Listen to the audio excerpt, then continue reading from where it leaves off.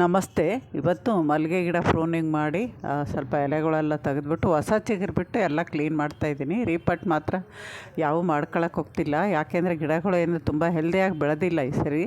ಅದರಿಂದ ಬರೀ ಎಲೆಗಳಂದೇ ತೆಗಿತಾ ಇದ್ದೀನಿ. ನಿಮ್ಮದು ಜಾಸ್ತಿ ಗಿಡ ದೊಡ್ಡದಾಗಿ ಬೆಳೆದಿದ್ದರೆ ನೀವು ಆರ್ಟ್ ಪ್ರೂನಿಂಗ್ ಮಾಡ್ಕೊಳಂಗಿದ್ರೆ ನಾನು ಮಾಡಲ್ಲ.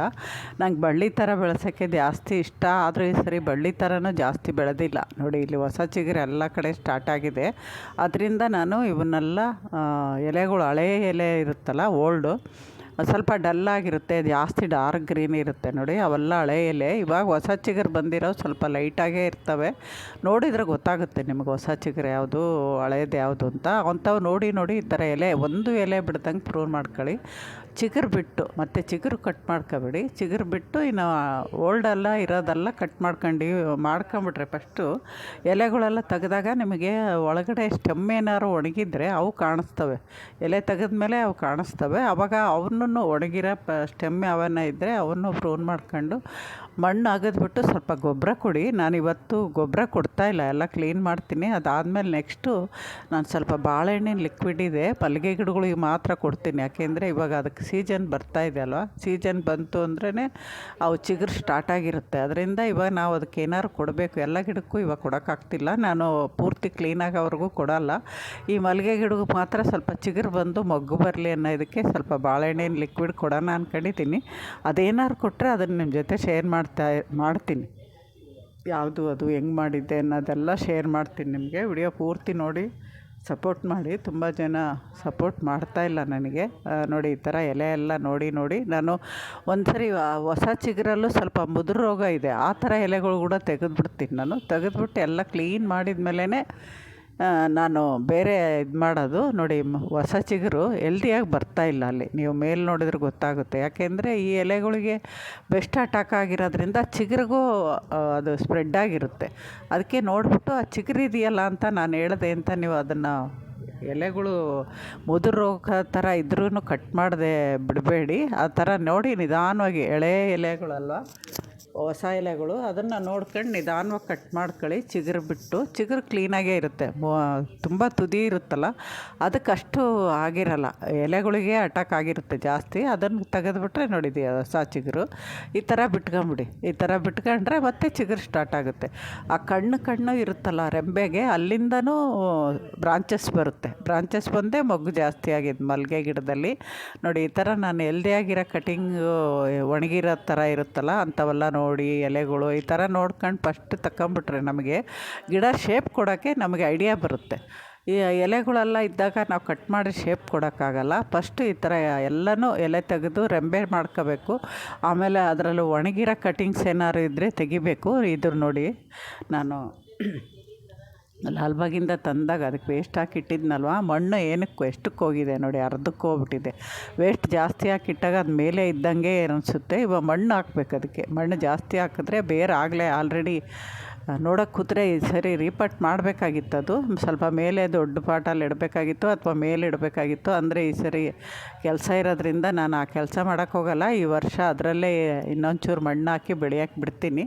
ನೆಕ್ಸ್ಟ್ ವರ್ಷ ಬೇಕಾದ್ರೆ ಅದನ್ನು ಮತ್ತೆ ರೀಪಟ್ ಮಾಡ್ಕೊಂಡ್ರೆ ಆಯಿತು ಅಂತ. ಇದು 14 ಇಂಚ್ ಪಾಟು, ಅದರಲ್ಲಿ ಕೂಡ ಬೆಳೆಸ್ಕೊಬೋದು. ನೀವು ಆರ್ಟ್ ಪ್ರೂನಿಂಗ್ ಮಾಡಿದ್ರೂ ಬಳ್ಳಿ ಥರ ಬೆಳೆಸೋಕ್ಕಾಗಲ್ಲ ಅಂದರೆ ಆರ್ಟ್ ಪ್ರೂನಿಂಗ್ ಮಾಡಿ ಬ್ರಾಂಚಸ್ ಬರುತ್ತೆ, ಆ ಥರನೂ ಹೂವು ಮಾಡ್ಬೋದು. ಸುಮಾರು ಹೂವೆಲ್ಲ ಆದಮೇಲೆ ಮತ್ತೆ ನಾವು ಇನ್ನೊಂದು ಸರಿ ಎಲೆಗಳು ತೆಗೆದ್ಬಿಟ್ಟು ಮತ್ತೆ ಕಟ್ ಮಾಡ್ಕೊಂಡ್ರೆ ಒಂದು 3 ಸರಿ ನಾವು ಮಲ್ಲಿಗೆ ಹೂವು ಸೀಸನಲ್ಲಿ ತೊಗೋಬೋದು. ಆ ಥರ ನೋಡಿ, ನಾನೆಲ್ಲ ಎಲೆಗಳಿದ್ದಾಗ ನಮಗೆ ಈ ಥರ ಶೇಪ್ ಕೊಟ್ಟು ಕಟ್ಟೋಕ್ಕಾಗಲ್ಲ. ಎಲ್ಲ ತೆಗೆದ್ಮೇಲೆ ನಮಗೆ ಒಟ್ಟಿಗೆ ಕೂಡಿಸ್ಕೊಂಡು ಒಂದು ದಾರ ಕಟ್ಟಿಬಿಟ್ರೆ ಅದು ಆ ಕಡೆ ಈ ಕಡೆ ಹರಡದೆ ಅಥವಾ ಯಾರು ಓಡಾಡಬೇಕು ತಗಲಿದ್ರೆ ಮುರಿದೋಗುತ್ತೆ ಎಳೆ ಸ್ಟೆಮ್ಗಳು.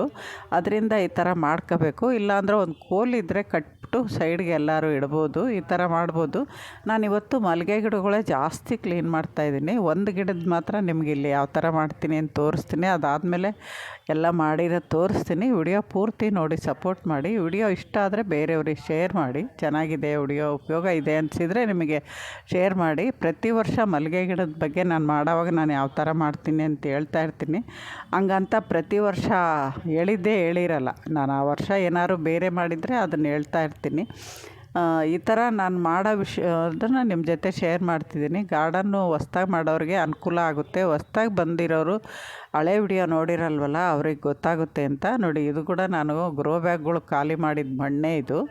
ಆ ಮಣ್ಣನ್ನೇ ಹಾಕ್ತಾಯಿದ್ದೀನಿ. ಆ ಮಣ್ಣು ಎಷ್ಟು ಅಗರವಾಗಿದೆ, ಆಮೇಲೆ ಅದರಲ್ಲಿ ಎರೆಹುಳನೂ ಇದ್ದಾವೆ.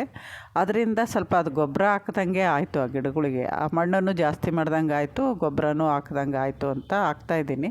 ಕೆಳಗಡೆ ಏನು ವೇಸ್ಟ್ ತುಂಬಿಲ್ಲ, ಅದು ಕೆಳಗಡೆ ಇನ್ನೂ ವೇಸ್ಟ್ ಹಾಕಿರೋದು ಗೊಬ್ಬರದ ಥರ ಇರುತ್ತೆ ಸುಮಾರು.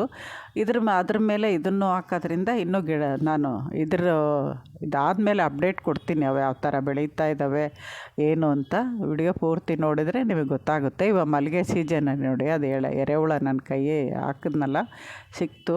ಮಲ್ಲಿಗೆ ಸೀಸನು ಇವಾಗ ನರ್ಸರಿಗಳಿಗೆ ಇಲ್ಲಿ ಬೆಂಗಳೂರಲ್ಲಿದ್ದವ್ರು ಲಾಲ್ಬಾಗಲ್ಲಿ ಎಲ್ಲ ಗಿಡಗಳು ಸಿಗುತ್ತೆ. ಎಲ್ಲ ಥರ ಮಲ್ಲಿಗೆ ಹೂವಿಂದು ಸಿಗುತ್ತೆ.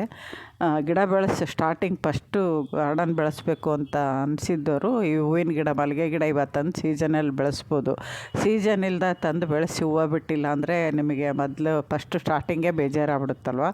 ಅದರಿಂದ ಯಾವ್ಯಾವ ಸೀಸನಲ್ಲಿ ಆ ಗಿಡಗಳು ಇರುತ್ತೋ ಅವ ತಂದಾಗ ನಿಮಗೆ ಆ ಹೂವು ಬಿಟ್ಟಾಗ ಖುಷಿ ಇರುತ್ತೆ. ನೆಕ್ಸ್ಟ್ ನಿಮಗೆ ಆಸಕ್ತಿ ಬರುತ್ತೆ. ಅದರಿಂದ ಇವಾಗ ಮಲ್ಲಿಗೆ ಹೂವಿನ ಸೀಸನ್ನು ಇವಾಗ ಚಿಗುರ್ತಾ ಇರುತ್ತೆ ಗಿಡಗಳು. ತುಂಡು ಮಲ್ಲಿಗೆ, ಚಿಕ್ಕ ಮಲ್ಲಿಗೆ, ಸಣ್ಣ ಮಲ್ಲಿಗೆ, ಎಲ್ಲ ಥರ 7 ಸುತ್ತಿನ ಮಲ್ಲಿಗೆ, ಡಬಲ್ ಪೆಟಲ್ ಮಲ್ಲಿಗೆ ಎಲ್ಲ ಸಿಗುತ್ತೆ. ನೋಡಿ ತೊಗೊಬಂದು ಬೆಳೆಸಿ. ನೋಡಿ, ಇಲ್ಲಿ ನಾನು ಇದೊಂದು ಕ್ಲೀನ್ ಮಾಡಬೇಕು. ಅದು ಮಲ್ಲಿಗೆ ಗಿಡನೇ, ಸಣ್ಣ ಮಲ್ಲಿಗೆ ಗಿಡ ತಂದು ಅಲ್ಲಿಟ್ಟಿದ್ದಾರೆ. ಅದು ಕ್ಲೀನ್ ಮಾಡಬೇಕು. ಸುಮಾರು 1 ಗಂಟೆ ಆಗೋಗಿತ್ತು. ಅದೊಂದು ಬಿಟ್ಬಿಟ್ಟು ಇವಿಷ್ಟು ಇಲ್ಲಿ ಜೋಡಿಸಿರೋವು ಕಾಕಡ ಮಲ್ಲಿಗೆ. ಅವು ಬಿಟ್ಟರೆ ಇನ್ನೇನೂ ಇಲ್ಲ. ನಾನು ಹೇಳಿದ್ನಲ್ವ, ಈ ಲೈನು ಶೋ ಗಿಡ ಎಲ್ಲ ಇಟ್ಟು ತೋರಿಸಿದ್ದೆ ಅಲ್ವಾ ಓದು ವಿಡಿಯೋದಾಗೆ. ನೋಡಿ, ಆ ಲೈನಲ್ಲಿ ನಾನು ಬರೀ ಮಲ್ಲಿಗೆ ಗಿಡಗಳೇ ಇಟ್ಕೊಂಡಿದ್ದೀನಿ. ಕಟ್ಟಿಂಗ್ ಇಟ್ಟಿರೋವು ಪ್ರತಿಯೊಂದು ಮಲ್ಲಿಗೆ ಗಿಡನೇ.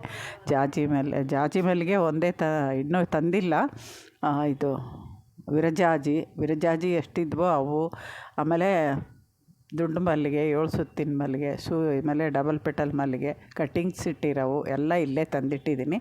ನೆನ್ನೆ ಜೋಡಿಸಿರೋದನ್ನು ತಂದು ಇಲ್ಲಿಟ್ಬಿಟ್ಟು ಅದರಲ್ಲೊಂದು ಮಲ್ಲಿಗೆ ಕಟ್ಟಿಂಗೇ ಇಟ್ಟಿದ್ದೀನಿ. ಆ ಜಾಗದಾಗ ಬೇರೆ ಇಟ್ಟಿದ್ದೀವಿ.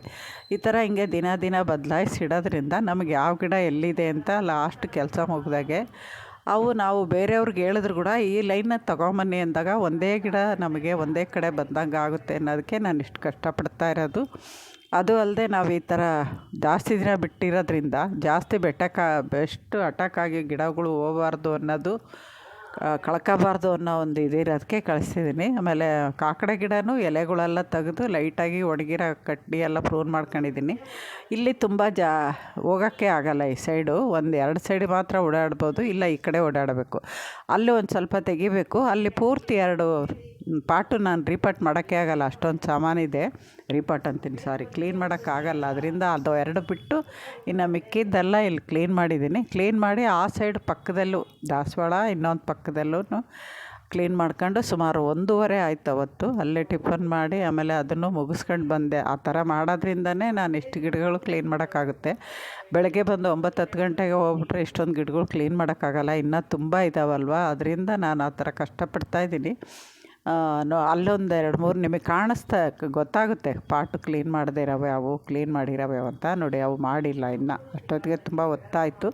ಆಮೇಲೆ ಗ್ರೋ ಬ್ಯಾಗಲ್ಲಿರೋ 2 ಬಕೆಟ್ ಮಣ್ಣೂ ಆಗೋಯ್ತು. ಅದರಿಂದ ಅಲ್ಲಿಗೆ ಸ್ಟಾಪ್ ಮಾಡಿ 1:45 ಏನೋ ನಾನು ಮನೆಗೆ ಬಂದಾಗ ಅದನ್ನು ಮುಗಿಸಿ ವಿಡಿಯೋ ಮಾಡಿದ್ದೀನಿ. ಆಮೇಲೆ ಸೋಮವಾರ ಬೇರೆ ಇತ್ತು ಅವತ್ತು.